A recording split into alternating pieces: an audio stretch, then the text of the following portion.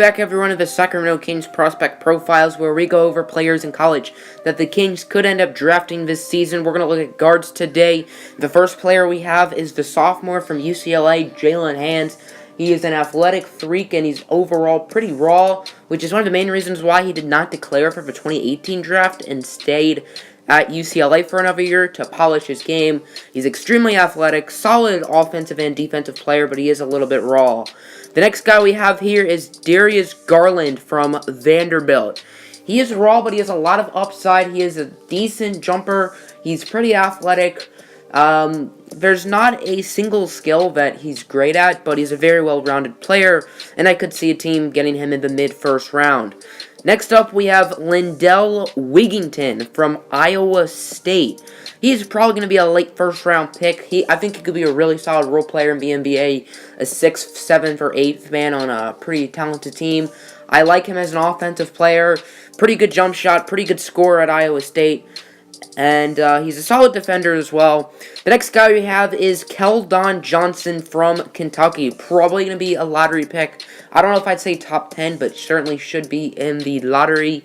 He's very raw, and he's not going to have a great rookie season, but he has a lot of potential, and I expect him to build and build as his career progresses. One of my favorite prospects in this year's draft comes out of USC, and his name is Kevin Porter Jr. He can make flashy plays, he can dunk on people, and he's a pretty talented player, not just with dunks. He's a pretty good shooter, pretty good scorer, talented on the defensive side of the ball. Certainly a player who I could see the Kings picking. Next up is going to be a point guard on Villanova. His name is Javon Quinterly. Excellent ball handler, and he's a phenomenal passer. He's also a pretty good scorer, so overall, he could be a really nice offensive player off the bench. I would say he needs to work on his defense, but phenomenal ball handler, phenomenal passer, and he's a pretty decent shooter. Next up is going to be Mac McClung out of Georgetown, trying to revitalize the Hoyas program, coming out of course, the state of Virginia, breaking Allen Iverson's high school scoring record for the state. McClung may go undrafted, or he may be a late second-round pick. He's extremely athletic. He makes extremely insane dunks, and he reminds me a lot of Zach LaVine, but probably not as good, and probably not as athletic. Now we have DeAndre Hunter from the University of Virginia. He's a big part of their #1 seed team a season ago, and he is huge to be back on the Virginia program. Hunter is one of the team's leaders now, and they are still doing really solid. He should be a mid-first round pick, and they definitely suffered without him last year in the tournament against UMBC.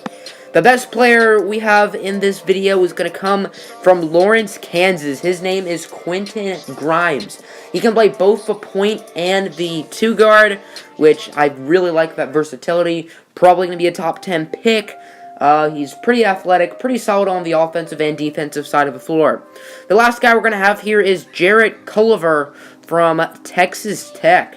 Really solid jump shot, and a really solid scorer. I don't know if he could be a starter on a championship contender, but maybe a 6-man. Really solid jump shot, really smooth. So that's the end of the video. Make sure to like and subscribe. I'm out. Peace.